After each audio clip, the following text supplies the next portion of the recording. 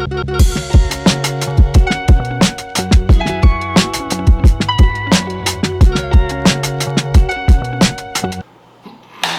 months these going on. Yes, Lord, bring you round 21, man. A couple more weeks left in the season, man. It's interesting to see how each team is going, man. Some teams effectively eliminated from finals, man. Some teams lock on certain positions, loosening their grip, if you don't mind, on certain spots on the ladder. So it's quite interesting to see how this ladder race ends up shaking down, man. So last week we really just had a whole bunch of ass whoopings, literally every game except the last game, which ended up being the greatest fourth quarter comeback of all time in AFL VFL history. So that was actually very entertaining and a very climactic way to end the round. It was a story. It was quite the spectacle, if you don't mind. But let's go ahead and get into this round, man. Starting off the round, we had Western Bulldogs and GWS Giants, who were both on receiving wins of blowout wins against the opposition. The Dogs being against Essendon and GWS going against Sydney respectively. And this is quite the race right here, because this is two teams that are fighting for positioning in the 8. Dogs currently 9th on the ladder, GWS currently 6th on the ladder. So quite interesting, man. I hate to go against the trend, but I don't think I'm going to take the Bulldogs in this situation just because they struggled against teams that are in there currently. And obviously, as we just stated, GWS is there. GWS also coming off a great win, a 79-point turnaround win against Sydney. And I do definitely respect Sydney as a respectable side, at least the last month or so. They've been pretty competitive and they've been in great form. But somebody had to win. The GWS is on a win streak right now, so it's hard to go against them boys currently with the form that they're going. Dogs beat Essendon, which is a pretty easy win in my opinion, and it's pretty expected. So Dogs always win pretty much against teams who are outside the 8. So I think I have to go GWS just given how hot they are as a team. The GWS has, I think Buckley got hurt, so they've just been having injuries here and there, and they've been winning without him, even though there's been quite a few key players that have been injured. So all respect to GWS, I think they're just the more formidable team at the moment. I think I just have to go with them boys. And boys just really on a hot streak right now. So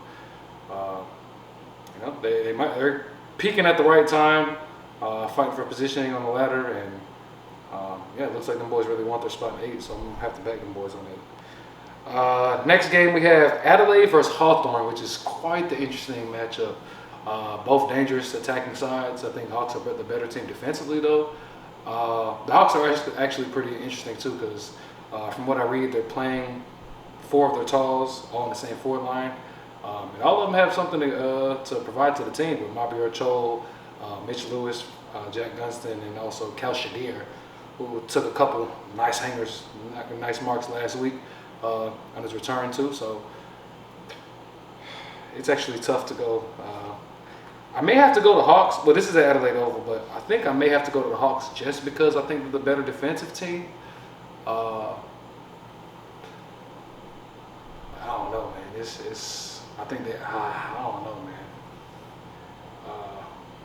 This one would be a toss-up, bro. This is actually a matchup that I've been wanting to see a rematch of. They both played earlier in the season, and it wasn't quite the game that we wanted to see. There was a lot of fuck-ups here and there, a lot of inaccuracy, a lot of turnovers, and just not quite the skill level that you wanted to see out of both teams. And I don't think both teams played their best footy to their best potential.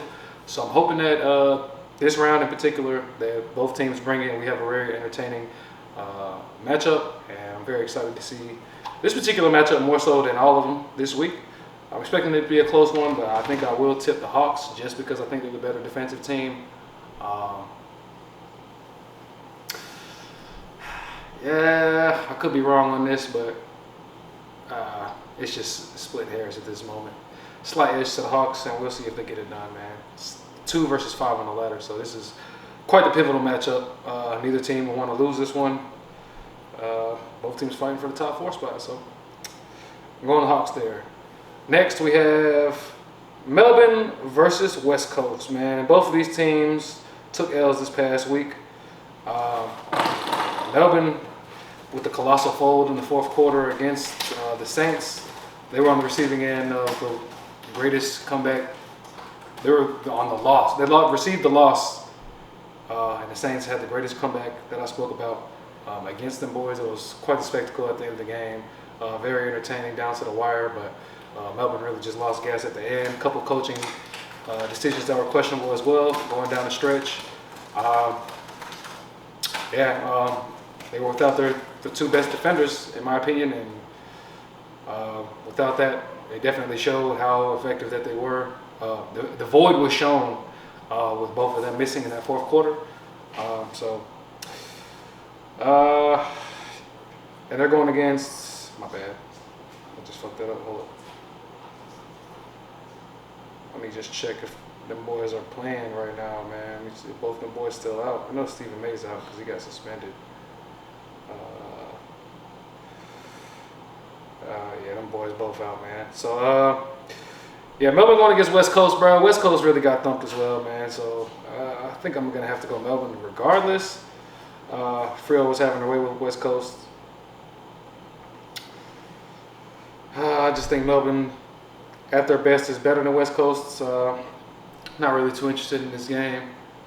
But I think at the end of the day, I think I just have to go Melbourne just because I think they're the better team. West Coast has a lot of growing to do. Harley's out for the rest of the season as well, so he's been a real big positive for their team. I think had a slower impact to start the season, but this is coming to his own as the season went on. And without him, I think it could be a devastating blow to their midfield and to their team in general. So I think I'm going to go Melbourne. They just have a little bit more skillful players, a little bit more experience as well. But they do have the youth as well that can be key contributors as well. So I think I would go Melbourne here. Next, we have Gold Coast versus Richmond. Gold Coast come off a great win against Brisbane.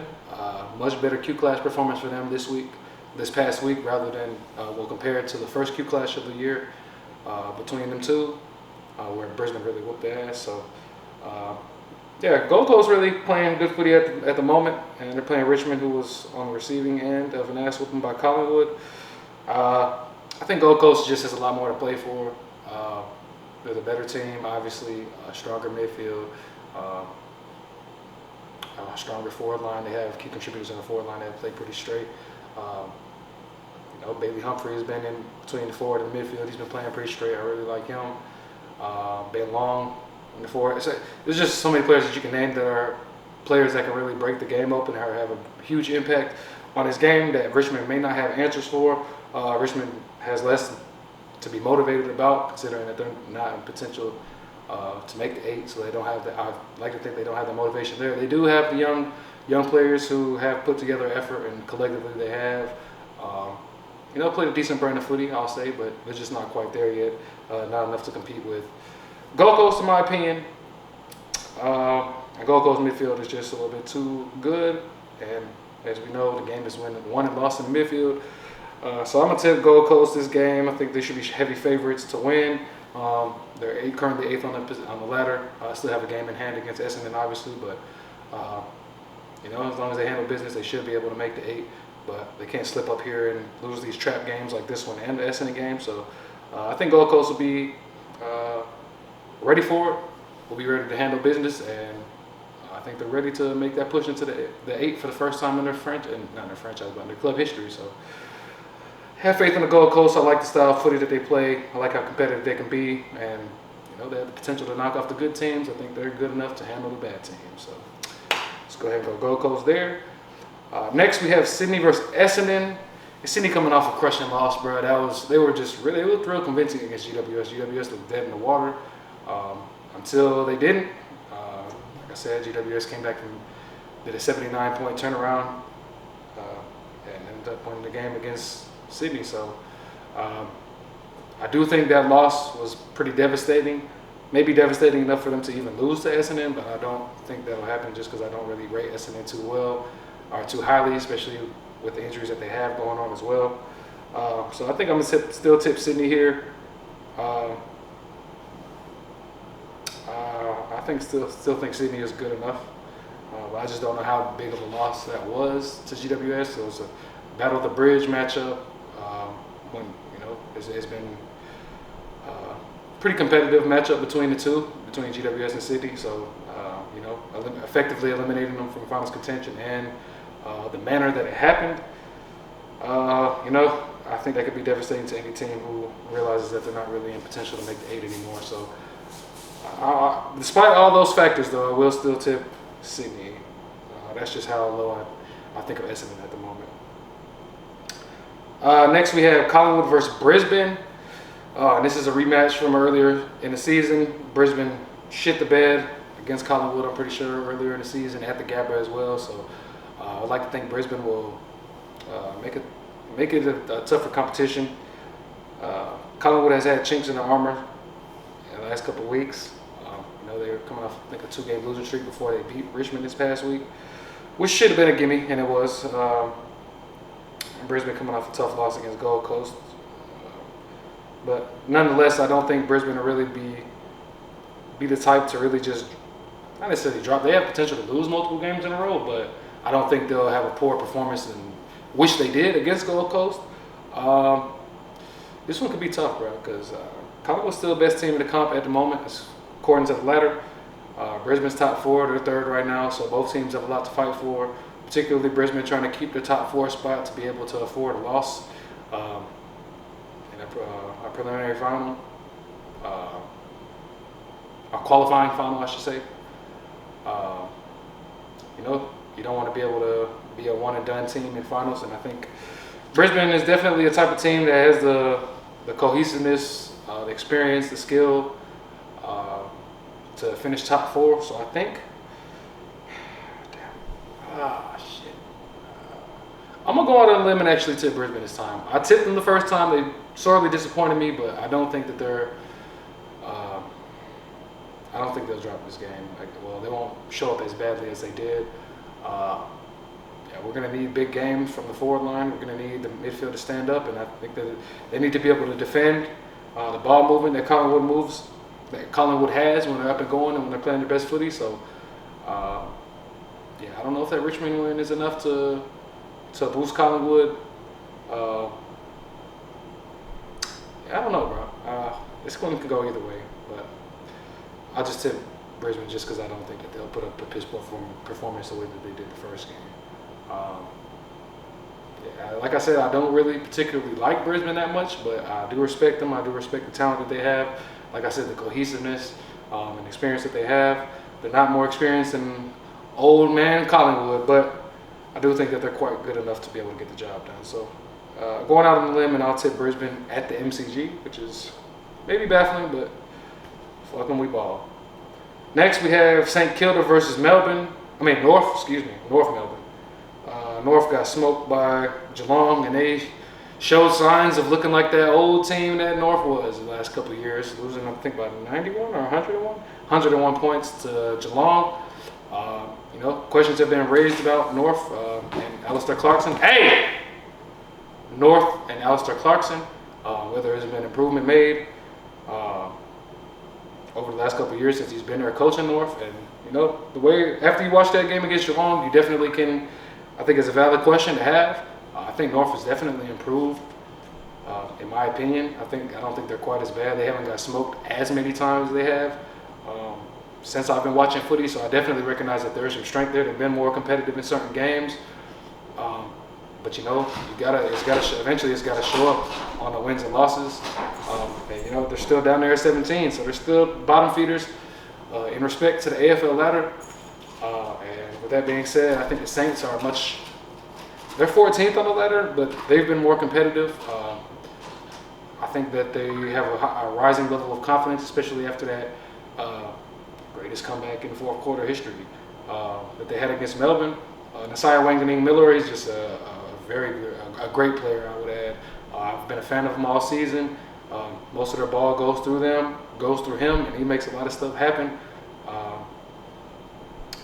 I just think in general,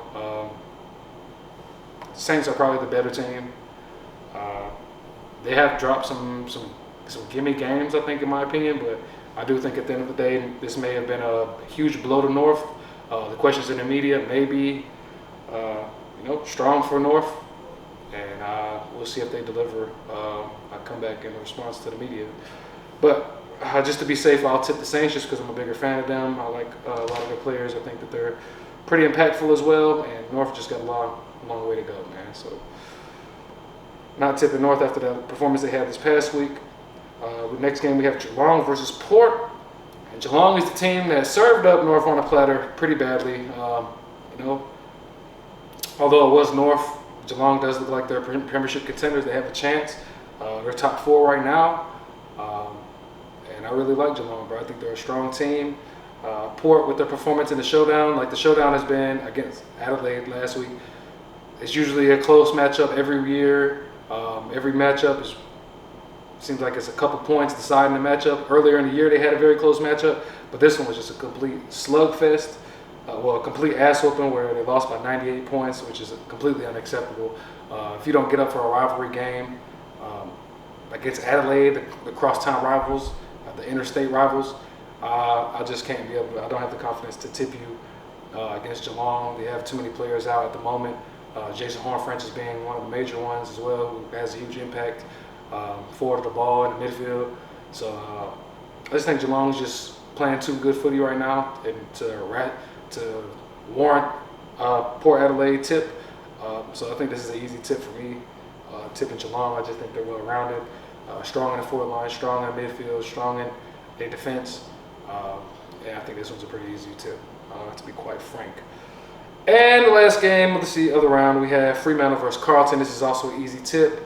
I think Fremantle's probably too strong of a team defensively for Carlton to be able to win against. Charlie Curnow is not playing this week as well. But even with him, I think I would still tip Fremantle in this situation. Carlton just defensively is not good enough either. They played against the Hawks last week. Sam Doherty's last game. This was his last game of his career. He announced his retirement. And also Jacob Wiener's 200th game, and they just didn't seem very motivated defensively. Just came out the gate very lethargic. Hawks took it to them, took a very huge lead, and couldn't get within 30. They played decent, I would say. Has been able to stop the bleeding that was the first quarter.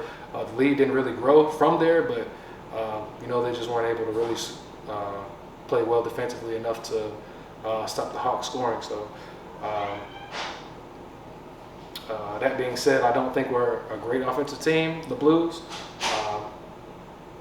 Ball movement's not really good enough. Inside 50 kicks are always terrible. It's really the same old shit that you see from the Blues. And I think it's not very hard to beat the Blues, man. To be quite frank, Fremantle's just a better team in general in all facets of the game, except maybe contested possession but that doesn't matter. To be quite frank, that's not what determines wins anymore these days. Ball movement seems to be a very key part of modern day footy, and Carlton does not excel at that. So there's a couple guns in the midfield for Fremantle, and Hayden Young coming back from injury looks very good. His first game back was a sub, and then last game I believe was his first full-time game, and he just had a huge impact on the game. So I think there's a lot of problems for the Blues to figure out, and I don't think that they'll be good enough to figure it out. So that's what I got, man, for round 21, man. Let me know what you think, bro, in the comments, of course. Try to change my mind. Let me know if I missed something, man. Don't forget to like, comment, subscribe, all the YouTube shit, man. We'll be live soon. Be there, be square, man. Catch the lives if you see an AFL game. If you know an AFL game's on, just check the YouTube, see if we be live. And if you want to, join us for some conversation, man. Yes, Lord.